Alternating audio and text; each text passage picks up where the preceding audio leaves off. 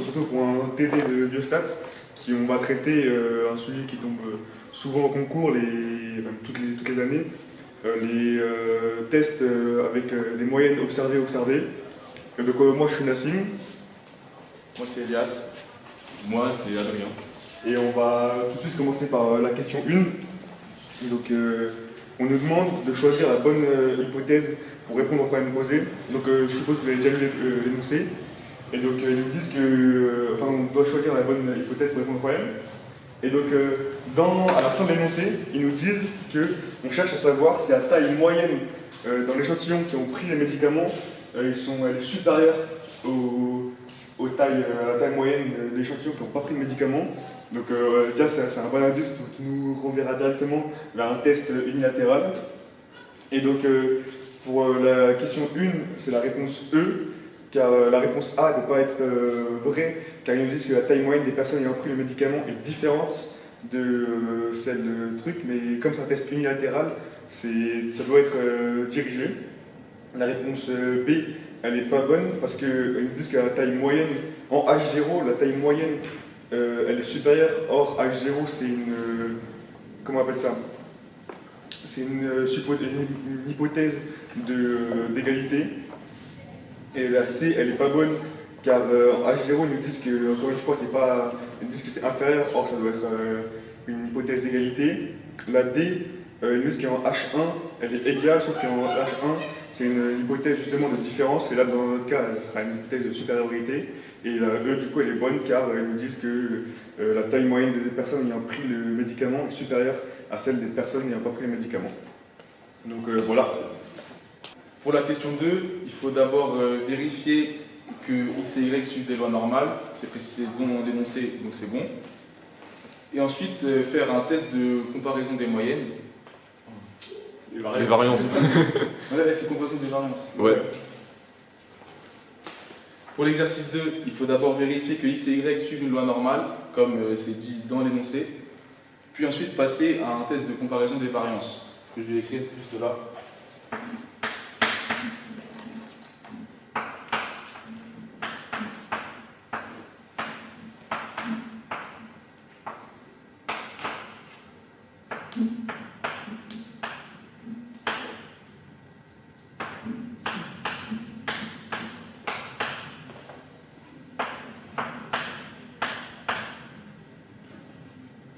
On trouve donc que les variances ne sont pas égales, donc il n'y a pas d'égalité de variance, on peut éliminer les réponses A et C.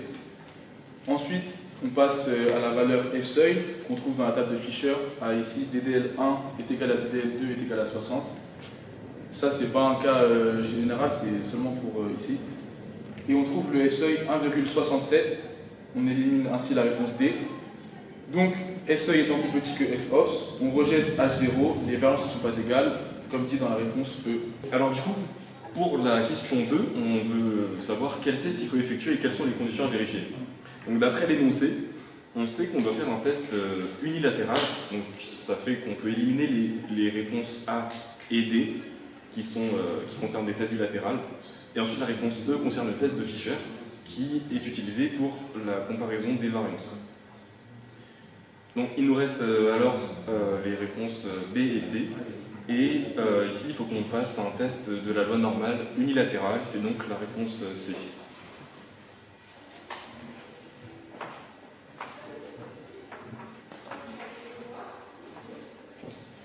On se retrouve pour la question 4, et donc on va s'intéresser à la valeur de la statistique du test. Donc on va utiliser la formule du cours, qui est un peu longue, mais au final elle va rentrer, ne vous inquiétez pas. On remplace cette formule avec les énoncés de l'exercice. On finit par trouver que Z ops est égal à 6,383. Et donc on voit que la réponse A c'est la bonne. Donc maintenant on va s'intéresser à la B, elle n'est pas bonne parce que c'est pas le bon résultat. La C elle n'est pas bonne parce que c'est pas la bonne écriture. Il y a écrit T ops comme si c'était un test de student. Et la D c'est juste pas le bon résultat. Et la E tout pareil, et en plus c'est mal écrit, donc il faut faire attention aux notations. Et donc pour la question 4, c'est la réponse A la bonne.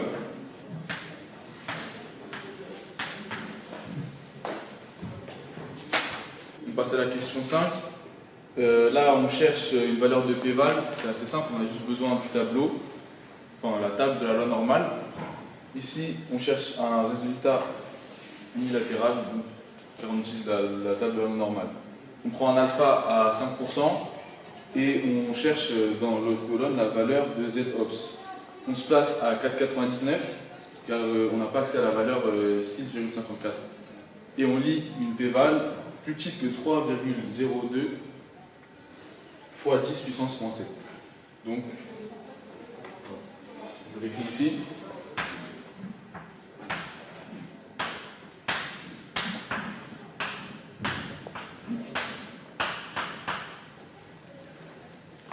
On retrouve donc la réponse D.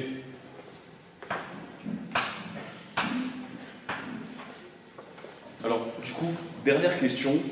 On veut savoir quelle est la conclusion de ce test au risque standard qui est alpha égale 5%. Alors, du coup, dans la première réponse, c'est on ne peut pas conclure sur la population, donc déjà c'est faux parce qu'on conclut toujours sur la population. Ensuite, la réponse B, c'est que le médicament est, la moyenne de la taille des personnes qui ont pris le médicament est inférieure à celles qui n'ont pas pris le médicament, sauf que c'est l'inverse, donc c'est faux aussi. Ensuite, la réponse C, c'est le médicament est efficace, et donc la moyenne de la taille des personnes ayant pris le médicament est supérieure à celles qui n'ont pas pris le médicament, et c'est la bonne réponse, puisque p-val est inférieur à 0,05 alpha, et donc on rejette H0. Donc, oui, la moyenne des personnes qui ont le traitement est supérieure à celles qui n'ont pas pris le traitement, et donc c'est la réponse C. Donc le médicament est efficace, mais justement, il faut faire attention avec la réponse A, puisque on conclut toujours sur les populations et pas les échantillons. Donc, c'est la fin de l'exercice. Voilà.